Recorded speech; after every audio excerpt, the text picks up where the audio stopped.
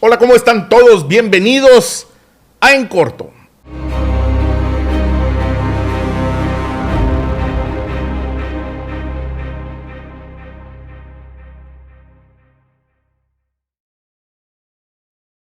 Episodio número 13 para los supersticiosos de mala suerte. A mí me encanta el número 13, de hecho es un número que trato de escoger siempre, y en este episodio número 13 le damos la más cordial de bienvenida a ustedes y también a mi amigo Pedro Castorena, que se encuentra aquí con nosotros. Pedro, mi querido el 13 Jeffrey, de buena suerte, de mala suerte. fíjate que el 13 es de buena suerte y es también un número para el doble sentido, porque eso, tú di 13 y entre más más me crece y ese tipo de cosas. Pero la verdad, yo no soy supersticioso, y para mí el 13 es igualito que el 14 y igualito que el 12. O sea, no. A mí me gusta el 13. Oye, güey, ¿qué tal la calor o el calor? ¿Cuál es la palabra correcta, güey? A ver, tú que eres un hombre muy letrado. No lo soy. ¿La calor o el calor? Me parece que porque, oye, sí, güey, porque tú te encuentras a la gente en la calle y te dicen, oye, está bien cabrona la calor. Y dicen otros, no, es el calor. Yo digo que pues está muy caliente, güey. 42 grados tuvimos hoy en esta bonita frontera del noreste de Tamaulipas, y la verdad estuvo caliente para todas las personas. Varias ciudades rompieron su récord histórico del día de hoy. Por las temperaturas altas que hemos estado viviendo tanto en Tamaulipas como en Texas. En algunos lugares del Valle de Texas llegó a 43 grados, cabrón. Tremendo. 43 grados. Tremendo. Digo, estamos mejor que Laredo, güey. Laredo llegó a 44 grados en algunas áreas y la verdad en Laredo se te cose la cola, güey. Y la verdad es que la mayor parte del día uno se la puede pasar a lo mejor adentro de protegido con el aire acondicionado, pero la gente que trabaja en el exterior, la gente que trabaja en la construcción, los transportistas, Dios santo, es difícil soportar una jornada laboral al exterior ahorita, ¿eh? La verdad es que el calor te termina por pulverizar la energía. Te apendeja, güey. Y te deja como conejo lampareado. Como conejo lampareado. Sí. Y se termina el día y dices, ¿qué me pasó? Me siento muy fatigado. Pues de hecho, sales a dar una vueltecita de algo que tengas que hacer y regresas y te sientes cansado. Y es el calor el que te es nomás el calor, güey. Como el calor que tiene el expresidente Peña Nieto, que oiga novelas de él. Resulta que el presidente Andrés Manuel dio a conocer esta semana que el señor Enrique Peña Nieto, expresidente de la República y preferido por nuestro ingeniero de sonido, resulta que está acusado, o más bien investigado por las autoridades por un desvío de 25 millones de pesos. ¿Usted cree que Lord Peña tuviera la capacidad de robarse 25 millones de pesos? No. ¿O dejar huella? Pues Chihuahua. Por esos 25 millones de pesos lo están investigando. Y aquí hay dos cosas, oiga, porque pues también hay que buscarle el lado chingüengüenchón a esto. ¿Qué está pasando en el entorno en el que sale acusado Peña Nieto después de que, bueno, tiene 4 años el presidente Andrés Manuel anunciando que va a perseguir a los expresidentes? ¿Qué está pasando en este contexto? Pues nada, fíjese que el próximo año en el Estado de México, cuna de Peña Nieto, se van a llevar a cabo las elecciones. ¿Es esto una estrategia política del presidente de la República para debilitar al grupo que apoya a los candidatos priistas o precandidatos priistas al gobierno del Estado de México? ¿O verdaderamente Peña Nieto garruñó 25 millones de pesos y por algún lado los desvió en recursos? Creo que también la gaviota está siendo investigada por este tema. Mi querido Jeffrey, ¿tú cómo ves eso, güey? Yo creo que es parte de una estrategia política. De una estrategia política porque se da en medio de las acusaciones contra de Alito. Sí. No hay que olvidar que al final del día... Llegó de México, güey, Alito, y lo detuvieron 1 hora en el aeropuerto. Me refiero a Alito, al final del día viene con la anuencia de Peña Nieto. Él está ahí está en la presidencia del PRI por la anuencia del expresidente Enrique Peña Nieto. Por lo tanto... Que era de la nueva generación, güey, ¿te acuerdas? Sí, de aquella generación, aquel comercial, ¿te acuerdas? Sí, en donde güey. todos los... jóvenes, la nueva garra, los Duarte, los nuevos nombres del PRI, las nuevas caras del PRI, la mitad presos, sí, o huyendo. Entonces, yo pienso que en todo este contexto, el mensaje es, o más bien dicho, el apretón es para Peña Nieto. Dices 25 millones de pesos. Seguramente nada más, ahorita vamos a mostrar pero el número de facturas que deben de tener, mira, vamos a mostrar esta baraja. Apriétale tú al hombre que anda ahí en Europa, porque andaba en Europa, y al día siguiente se da otro apretón, curiosito. Sí. Al día siguiente del anuncio que da, lo dio, si mal no recuerdo, en una mañanera el presidente. No lo dio el presidente. Lo dio el encargado de la unidad de investigación financiera, Pablo Gómez. Pablo Gómez lo da. Y al día siguiente, el apretón se lo dan a Carlos Salinas de Gortari, con la apertura del expediente del asesinato de Luis Donaldo Colosio. Se dan 2 apretones que para mí son dentro del contexto de pongan en orden a este cabrón o hagan lo que tengan que hacer con este cabrón.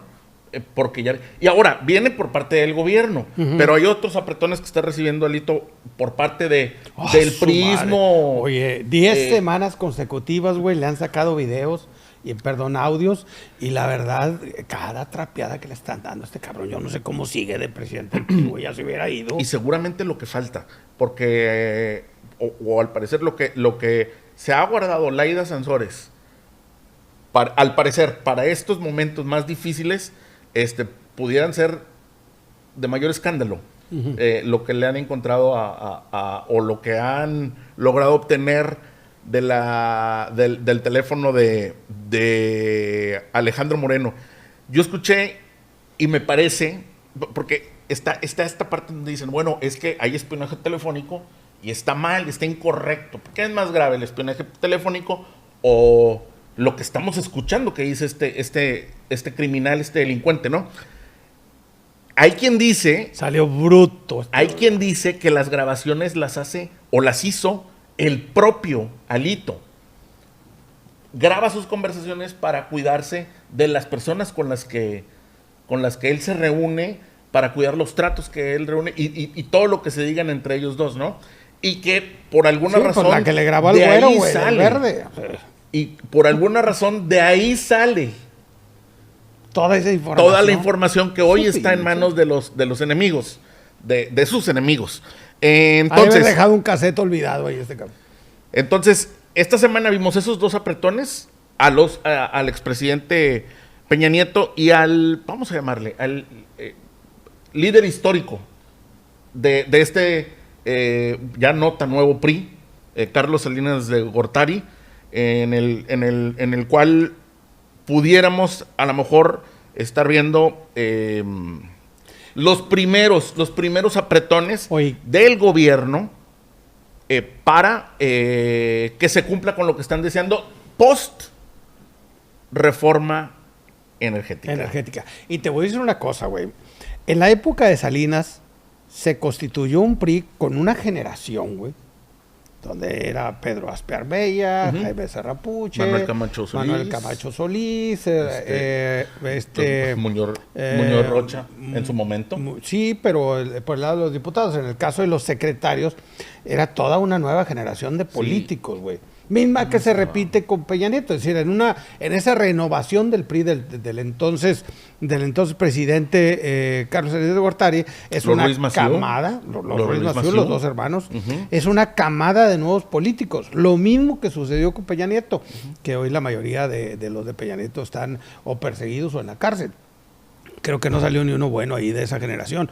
Y ahí el problema es que todo sale también en un contexto en donde el PRI no ha dado a conocer ningún aspirante. Sé que muchos en el Estado de México aspiran ya a ser el sucesor del gobernador. Pareciera que lo más importante para el PRI hoy es quitar a Alito. Sí. Es hacerlo a un lado. Sí, porque le ha hecho tanto daño al priismo que lo que urge es hacerlo a un lado para que ya no haga, para que ya no avance en los acuerdos a futuro, para detener el daño que le ha estado provocando en los últimos años. Ahora, es una elección en donde el PRI va a una competencia realmente del Estado de México y solo de ellos, güey. No es una elección que se ligue con las federales o que lleven el presidente de la República. Y en esa elección, la construcción de los cuadros, pues tienen que ser afines al gobernador, güey. El caso es que Alito lo que dice es, si vas a elegir un regidor, primero que vengan y me vean, cabrón. Centralizó todas las decisiones del PRI, de diputados locales, alcaldes, regidores, todo lo centralizó y allá se palomeaban y muchos de los viejos priistas o de los viejos dirigentes del PRI dicen, ese es el principal error, porque no están realmente trabajando con la gente que hace la política en las regiones, están trabajando o con recomendados o amigos de Alito, y eso es lo que tienen como primordial. Quitar a Alito es darle al candidato en el Estado de México a elegir sus cuadros, a elegir su infraestructura con la que va a competir en esta elección. Ahora, para que pudiera ser más competitivo, sí, para que pudiera ser más competitivo. Ahora, ¿la tienen complicada? Sí, la tienen muy complicada en el Estado de México, en la competencia con Morena. Es Coahuila otro de los bastiones del PRI que también corre en el 23 y está muy cabrón que el PRI pueda sacar algo bueno de todo esto. Ahora, pareciera que al inicio de esta rebelión, podemos llamarle, en la que se pide que Alito se haga a un lado por parte del mismo PRI, pareciera que al inicio Osorio Chong era quien llevaba esa batuta, pero ahora, al parecer, otras figuras como por ejemplo Roberto Madrazo, ya comienzan a moverse también a favor de esta corriente que pide el cambio. De acuerdo a lo que mencionas, a mí me parece que es buscando que llegue mejor armado, mejor estructurado y con mayores expectativas a las elecciones el PRI, porque, bueno, de entrada, porque los números no están a favor de Alito, para empezar. Y segunda, porque me parece también que la misma figura ya de Alito ya no tiene ninguna autoridad, güey. Ya no tiene ninguna autoridad. Por eso el programa pasado dije que se vaya y que se coma la llave y ya. Y ahora... que deje a los estados hacer la política. ¿Cómo hemos estado viendo? Porque no nada más estoy subiendo con Alito, pero también hemos estado viendo, usted seguramente también, estos manejos de crisis en los cuales están incurriendo algunas figuras que están metidas en escándalos o metidas en aprietos, como Alito, y en el cual empiezas a ver cómo manejan sus equipos de imagen, la crisis, tratan de... En algunos casos pareciera que están en campaña, en algunos casos pareciera que están en fases de alegría, con cuentas agradables, con cuentas favorables, cuando es todo lo contrario. Y terminas viendo a figuras como Alejandro Moreno subiendo imágenes, subiendo fotografías, así, formando parte de discursos. Hay que hablar de lo de Europa, lo que fue a decir Europa, en los cuales pareciera que no está en la realidad. No, tiene una realidad alterna ese cabrón. Anda como, no sé, güey, anda en un momento de mucha desesperación, en donde no está consiguiendo más que hundirse más. Aunque el PRI siempre ha sido miembro de este organismo socialista en Europa, no les parece, no te parece, Pedro, ridículo que sea él el portavoz de la... Claro, sí. Que él salga de México a Europa para quejarse con este organismo socialista del gobierno de López Obrador. Sí, son mamadas. Es bastante tonto hacerlo. Sí, me parece que había pocos foros y poco lugar de margen en el cual se podía mover. Tuvo que aprovechar hizo el discurso, quedó como vicepresidente, la fotografía que él mismo promueve, se ve una sala casi completamente vacía. Es como si aquí tú fueras el presidente y yo el vicepresidente de algo, güey. ¿Y quién votó? Pues, ¿Sí nosotros, sí. O sea, casi sí fue. Entonces, este viaje en el cual, y en el que pareciera que ya estamos viendo que se repite, cada que son señalados de actos de corrupción y señalados con, vamos a decirlo, con fundamento, en este caso con los audios, ¿no? Nos parece claro que hay, ¿verdad? Que hay un acto de corrupción con lo que escuchamos. Sí. Repiten y entran en el discurso de soy un perseguido político. Y no nada más, Alito. ¿Cuántos perseguidos políticos no andan paseándose en los medios de comunicación? Sí, y para darle un contexto, bueno, para terminar el tema de Alito, tiene mucho todavía tela de dónde cortar. Él sigue aferrado a que va a seguir dirigiendo el PRI, a pesar de que ya no lo quiere nadie en la silla de la presidencia del partido.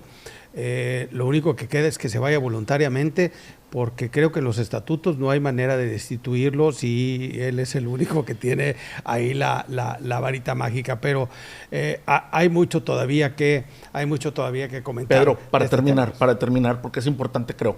Vemos lo de Roberto Madrazo, en donde obviamente con su en calidad de, no sé si socio o de no lo sé, o de propietario, no lo sé, porque está él y Silvano como dueños o como socios, como lo mencionaba, de Latinus, ya empiezan a tirarle a Alejandro Moreno. ¿Sí? Y comienzan. A lo que iba es, vamos a ver ahora cómo los medios de comunicación importantes del país, vamos a ver si entran en esta dinámica, y si así fuera, entonces pensaríamos que también Alejandro Moreno ya no le es útil a Va por México. ¿Sí? Me parecería por la forma en la que se manejan las relaciones y los tentáculos, ¿no? Dentro de los medios de comunicación. Sí, ya no le es útil. Yo creo que pareciera que no. O sea, no está ni en discusión. No. Parece que la única fuerza es la que tiene Alito y lo que todavía logra manejar dentro del PRI, ¿no? Pero ya no tiene ahí nada con qué negociar. Alito está en un momento en que sus alforjas están vacías y no tiene nada que intercambiar para seguir en la dirigencia nacional del PRI. Oiga, hace aproximadamente 2 semanas, el gobernador electo de Tamaulipas, Américo Villarreal Anaya, dio a conocer que parte de su equipo de transición lo dirigiría una compañía que maneja el señor Santiago Nieto. Resulta que Santiago Nieto es como un despacho, ¿no? Sí, sería un despacho. Resulta que Santiago Nieto es fue el titular de la unidad de inteligencia financiera de la administración de Andrés Manuel López Obrador, y encontró que el gobernador de Tamaulipas, Francisco García Cabeza de Vaca, pues tenía ahí una serie de cuentas pendientes o supuestas cuentas pendientes por las cuales le sacaron orden de aprehensión le sacaron orden de aprehensión, luego lo llevaron al Congreso, el Congreso lo desaforó, el Congreso del Estado le da una medida de protección, un fuero estatal, ese mismo fuero estatal se va a la Corte Federal, a una controversia ante la Corte Federal. Y ahorita estamos en ese tema que la Corte Federal no decide. Pero el tema es que al llegar a Santiago Nieto, es claro que su objetivo fundamental en este cambio de gobierno es construir un caso más cercano a la realidad o más documentado en contra de Cabeza de Vaca. E inclusive lo han sentido desde el gobierno del Estado como una amenaza. Ya está constituyendo el gobierno del Estado el grupo que va a entregar, es decir, en este proceso de entrega-recepción. Pero el día de hoy, que estamos grabando esta emisión, hoy hubo una gira de medios del gobernador en donde queda claro que la enemistad de él con Nieto está bastante tensa. Fuerte, ¿no? Ahora, la semana pasada vimos como Santiago Nieto ofreció algunas entrevistas, sobre todo a periodistas que transmiten a través de YouTube. Estuvo en muy diferentes medios. De hecho, lleva como 15 días haciendo este tipo de participaciones. Particularmente en Tamaulipas lo vimos con Carlos Manuel Juárez de Elefante Blanco, lo vimos con Armando Horta en su espacio, lo vimos también con Marta Olivia... Marta Olivia Victoria, en un 2x3, se llama su espacio, muy interesante el espacio que tiene esta comunicadora. Entonces lo vimos también en Sin Censura con Vicente Serrano. Lo hemos visto en diferentes... bueno, y él es fuera de Tamaulipas, él es a nivel nacional, pero lo vimos en diferentes espacios con este tema, ¿no? De su llegada a Tamaulipas y obviamente todo lo que eso desembocaría, o va a desembocar, o ya está desembocando. Ahora bien, pareciera que esta gira de medios que mencionas el día de hoy, gira de medios de Francisco García Cabeza de Vaca el día de hoy en televisión a nivel nacional, pareciera que fuera una como respuesta a esto que viene realizando Santiago Nieto. O sea, Cabeza de Vaca responde en día lunes a la presencia que ha tenido Santiago Nieto en medios de comunicación y responde estando en diferentes medios nacionales, es correcto. Exactamente, noticieros nacionales. Obviamente el tema es, o pareciera, el tema es su defensa mediática, ¿no? Es una defensa mediática la que está realizando. Es correcto. En donde, bueno, pues... Y denunciando desde antes de que pase la posibilidad de que le construyan más delitos, entre palabras. Sí, ¿verdad? Por un lado. Y por otro lado también se nota mucho lo que comentas ya, el tema personal entre... Muy enfrentado, güey. Y no solamente entre Cabeza de Vaca y Santiago Nieto, sino también entre Roberto Gil Suart, parte del equipo de Cabeza de Vaca, y en el cual... y se dice porque ellos ya es expareja de la actual esposa de Santiago Nieto, en donde ya esto se llevó a otro nivel completamente personal. Era su bebito fiu fiu. O su caramelo de chocolate, güey. Perdón. ¿Y ahí luego, está. Compadre? No. Entonces, en esta defensa mediática, también pudimos ver cómo el actual aún gobernador de Tamaulipas exige, porque es la forma, exige a la Suprema Corte de Justicia de la Nación el que ya se dé a conocer la resolución. Una resolución que está muy cantada, por cierto. En su caso. La resolución que, como usted lo sabe, significa el si tiene o no tiene fuero. En el Estado. En el Estado, sí. el actual gobernador, en pocas palabras, ¿no? Sí. Una resolución que se ha venido posponiendo, y en teoría el próximo 15 de este mes se iba a dar a conocer, y ya se filtró que se volvió a posponer. Y en el siempre cual hay cosas más importantes en la Corte para discutir que sacar esta resolución. ¿Qué va a pasar? De hecho, puede ser. ¿Qué va a pasar? Pero aquí la pregunta sería el por qué o el con qué, a razón de qué el gobernador está exigiendo, que entiendo que esa razón de que él se piensa inocente, ¿no? Y por lo tanto sí. él está exigiendo que reafirmar su inocencia y reafirmar que él tiene este fuero estatal, ¿no? Pero a razón de que lo expone en medios. Eso es lo curioso, ¿no? Sí, porque yo creo que está respondiendo de la misma manera que Santiago Nieto ha estado actuando en Tamaulipas. El tema es que la intervención de Santiago Nieto es a partir de una petición que le hace el gobernador electo para encargarse como despacho de la entrega-recepción del gobierno.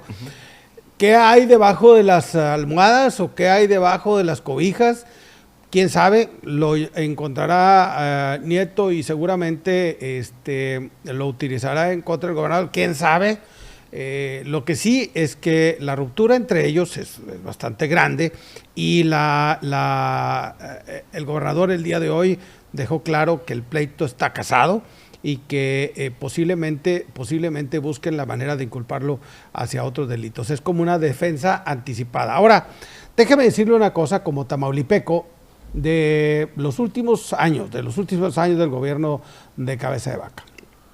si bien perdió las elecciones en esta elección pasada, yo creo que hay 5 cosas importantes que destacar del gobernador y de su gestión en el estado de Tamaulipas, que como tamaulipeco lo vemos y que como sin afán de ser su opositor o sin afán de ser alguien que le aplauda, creo que hay que destacar 5 cosas. En primer lugar, creo que fue un gobernador que le apostó al desarrollo económico e impulsó el Estado a ser un atractivo para las nuevas inversiones y un Estado con dinamismo económico.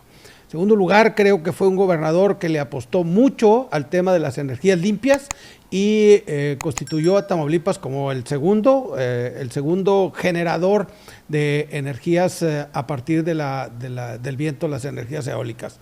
Tercero, fue un gobernador que trabajó mucho para apoyar hasta cierto punto a los agricultores y ganaderos.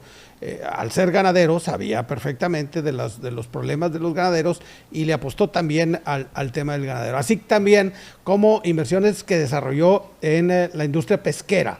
Creo que fue un gobernador que sí dedicó tiempo al tema de la industria pesquera y apoyó e impulsó inversiones en ese ramo. Y otro que para todos los tamaulipecos es importante es el tema de que el señor trabajó para construir un grupo policial que garantizara la seguridad. Cuestionado el grupo, sí, pero hasta cierto punto las medidas que tomaron, como las estaciones TAM, como los complejos de seguridad y paz que construyeron en la mayor parte de los municipios, y las inversiones que hicieron en el tema de impulsar la paz en Tamaulipas, creo que le dio resultados y hoy podemos tener un Tamaulipas que, si bien es un Tamaulipas que sigue siendo violento, es un Tamaulipas que es menos violento que cuando lo dejó Egidio Torre Cantú, que dejó hecho un cagadero el Estado. Creo que en ese sentido son las cosas que hizo bien. ¿Qué hizo mal Cabeza de Vaca?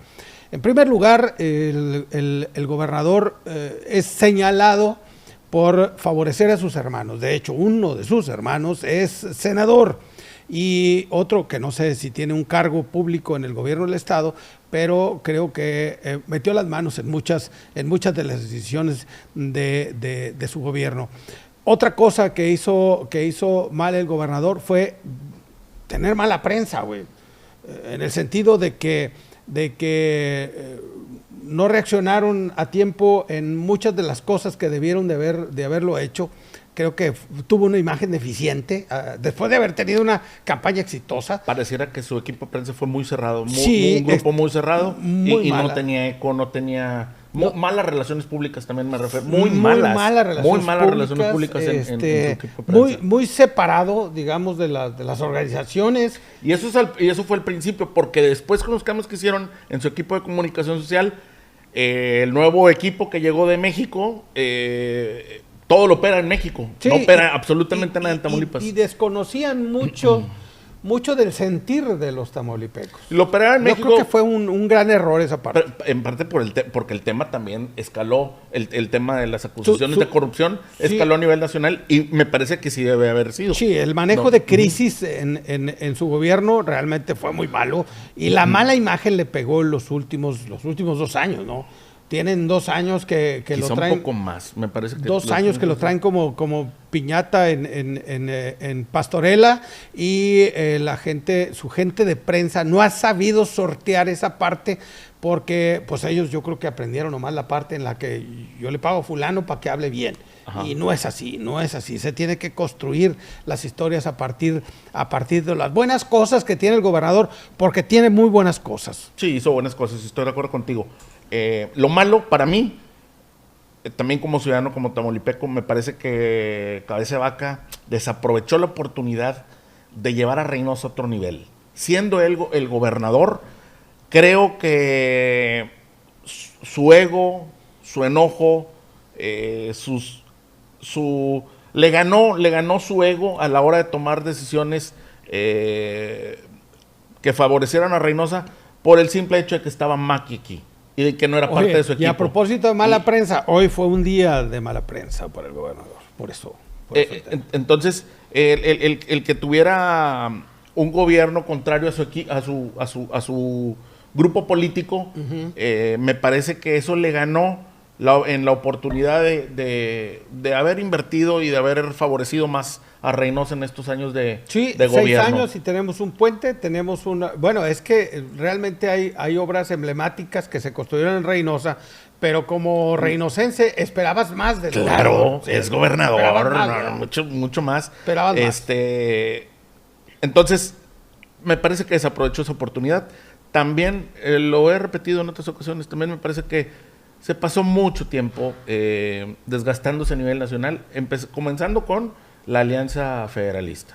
O sea, la alianza esta en la que intentaban, y me parece que era liderado por él y por... me parece que también por el gobernador ¿De Nuevo León? de Jalisco, Alfaro.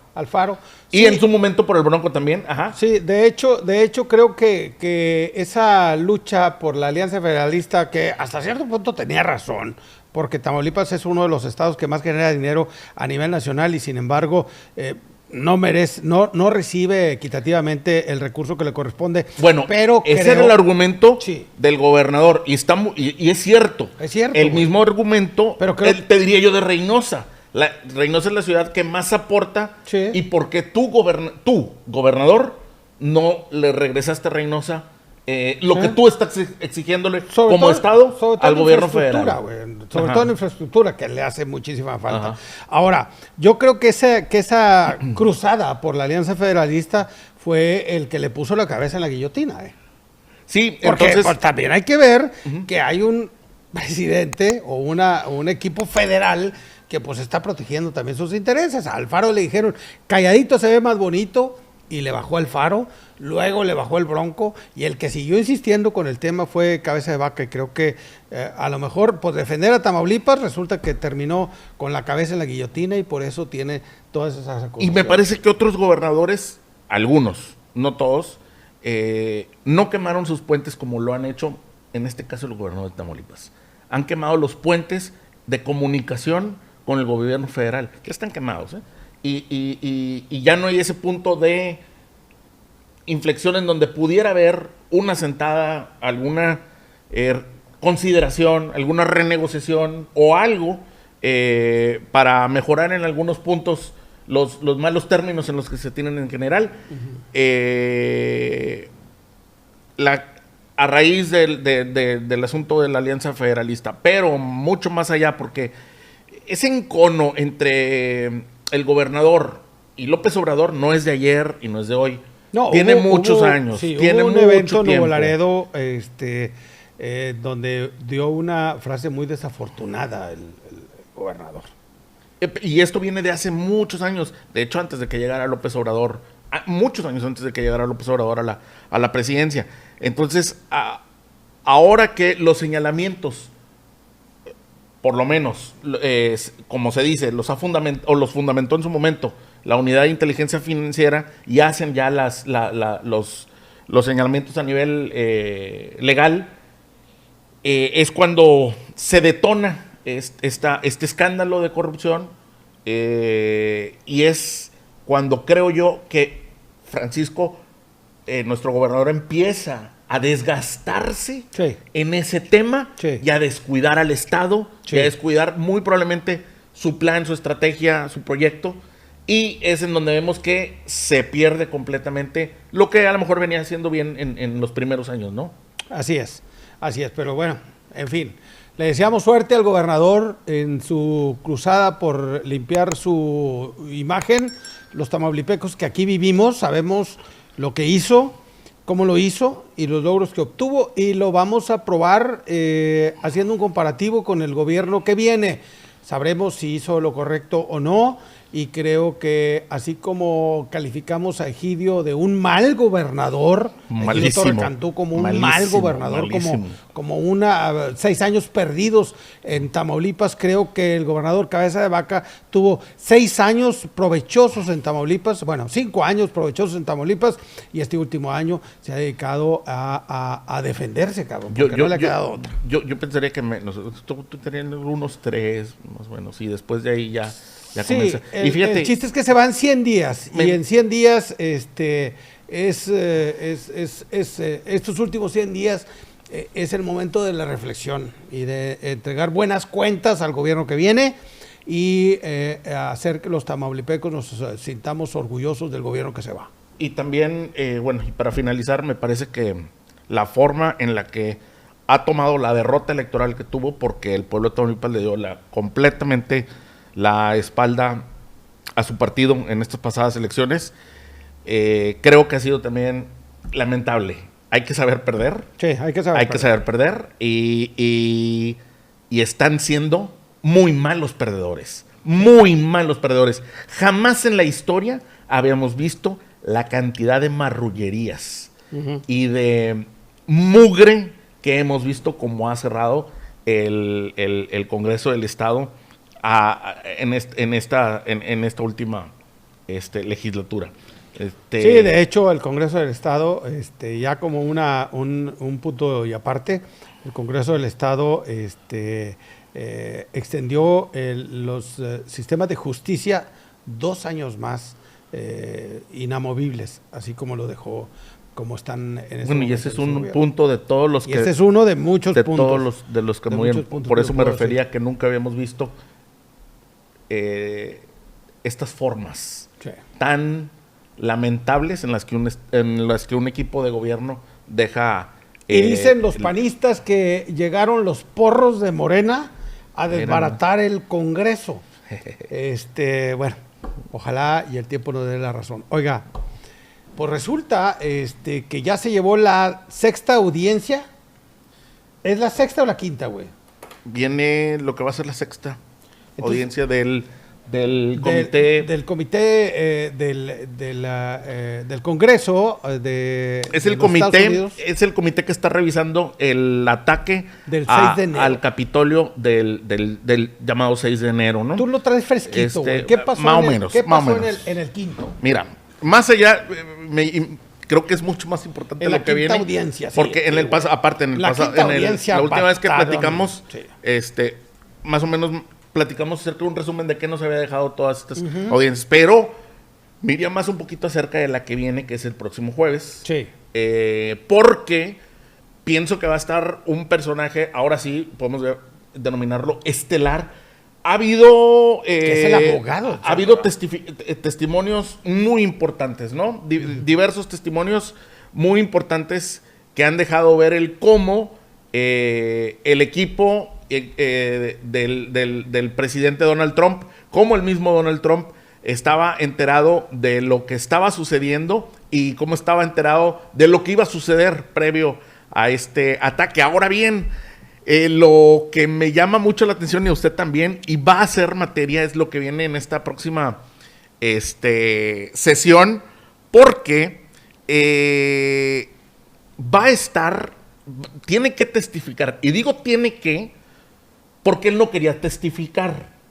Como no quería testificar, fue citado legalmente, tuvo que presentarse un juicio, debido a que pues ya se estaba metiendo en más problemas legales, decidió mejor sí presentarse a testificar en esta próxima audiencia. Steve Bannon, que es un personaje, es asesor y es uno de los estrategas principales, sino que el principal de Donald Trump previo a ser candidato, cuando fue candidato, y Donald Trump en la Casa Blanca. Es uno de sus principales... Que estuvo sentado en la mesa del comedor de la Casa Blanca durante el momento que se estaba llevando a cabo la invasión esa al Capitolio, güey, sentado con Trump. Entonces, lo que tiene que decir es realmente importante y es fundamental. Y, pues, chingado. Steve Bannon es un reconocido... no le va a ir bien a Trump, güey, con esta. Personaje con ideologías de la extrema derecha vomitables para mí, para mi persona. Me parecen vomitables la ideología que defiende Steve Bannon. Vamos a ver entonces el testimonio de Steve Bannon. Es muy importante porque quizá vayamos a descubrir puntos y que no conocemos de cómo se manejó el presidente previo a y durante el ataque. Lo que se estaba con él, pero aparte, además, ¿qué es lo que está buscando el comité en esta nueva audiencia? El comité va a buscar que se compruebe de alguna manera, que se establezca la comunicación que tuvo Donald Trump mediante twitters, en sus discursos, con los grupos de la extrema derecha, ¿sí? En donde el comité va a buscar ese enlace en donde los grupos de la extrema derecha, como los Proud Boys, como los Oath Keepers, fueron inducidos y liderados por el discurso de Donald Trump para atacar el Capitolio el 6 de enero. Eso es lo que van a buscar en esta nueva audiencia. Sí. Por eso es muy importante la participación, o el testimonio o la comparecencia que va a tener este personaje tan importante en la ideología del trumpismo, como lo es Steve Bannon. ¿Cuándo es la audiencia, güey? Es el próximo jueves. También es importante eso, fíjate. Es el próximo jueves y va a volver a ser como fue la primera. Lo que pasa es que nada más la primera fue en horario prime time, sí, que es el horario nocturno. Sí. Esto es muy importante en los Estados Unidos porque realmente los niveles de audiencia aumentan mucho en la noche, porque es cuando la gente ya está descansando en su casa y los deportes, los noticieros tienen una audiencia mucho más amplia porque la gente tiene oportunidad de ver la televisión. La primera audiencia fue en horario prime time y tuvo un rating de una audiencia estimada, de acuerdo al rating, en casi 20 millones de personas que lograron ver la primera audiencia, cuando todavía no sabíamos muy bien de qué se trataba y cómo iba a estar la cosa. Ahora, esta audiencia del próximo jueves también va a ser, todas las demás audiencias no fueron en horario prime time, fueron más o menos en la mañana o al mediodía, ¿no? No son horarios muy buenos o muy favorables para tener mucha audiencia. Sí. Pero va a volver a ser en horario prime time, va a volver a ser en la noche. Entonces, el próximo jueves en la noche va a ser esta nueva audiencia con este personaje. Créamelo, para la política norteamericana es un personaje estelar. Estamos hablando de que si esto fuera una película, estamos hablando de uno de los personajes importantes dentro de todo lo que está sucediendo. O ya no lo diríamos, ¿verdad? Alguno de los amigos del villano o por ahí, ¿no? Sí. En el que vamos a ver. Lo que pasa es que también tiene una personalidad bastante peculiar este tipo. Se expresa y vamos a ver en pantalla, en vivo y a todo color, a un tipo que puede perder los cabales o puede decir una tontería o puede... Y que además es el ideólogo. Pero además... Es el ideólogo. Él es el ideólogo para mí más importante detrás del trumpismo y de todo lo malo que hemos visto. Y por malo me refiero al racismo, a la protección del nacionalismo, del patriotismo, güey. Sí, que tiene sus puntos buenos, pero muchos tienen muchísimos puntos malos. Sí. Entonces va a ser muy importante y muy interesante poder ver cómo lo presionan también las personas que lo van a estar se me fue la palabra, pero las personas que lo van a cuestionar, las personas que lo van a cuestionar, las personas obviamente de este comité, por lo tanto creo que es una audiencia que no nos podemos perder. Así es, mi querido Jeffrey. ¿Algo más? No, nada.